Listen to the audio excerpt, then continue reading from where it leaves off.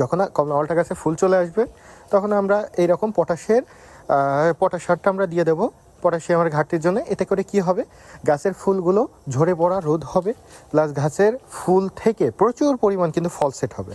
আর এইখানে দেখছেন এটা হচ্ছে জিপসাম, ক্যালসিয়াম সমৃদ্ধ একটি খাবার গাছের জন্য। এটা আমরা অল্প পরিমাণ দিয়ে দিলাম, ক্যালসিয়ামের অভাব পূরণ করবে। আর এইখানে দেখেন এটা হচ্ছে ইপসাম সল্ট বা ম্যাগনেসিয়াম সালফেট।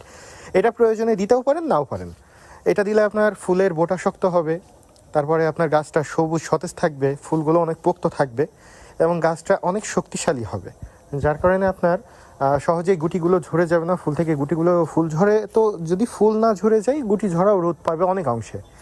আর গাছের খাদ্য খাবার যদি আমরা মেনটেন করি এই সময়, তাহলে অবশ্যই ভালো রেজাল্ট পাওয়া যাবে। আর এই সময় অবশ্যই যখন গাছে দেখবো আমরা পরিপূর্ণ ফুল চলে আসছে, গাছের মাটি কখনোই কিন্তু অতিরিক্ত শুকনো আমরা রাখবো না, মাটিটাই পর্যাপ্ত পরিমাণ আমরা পানি দিয়ে দেবো।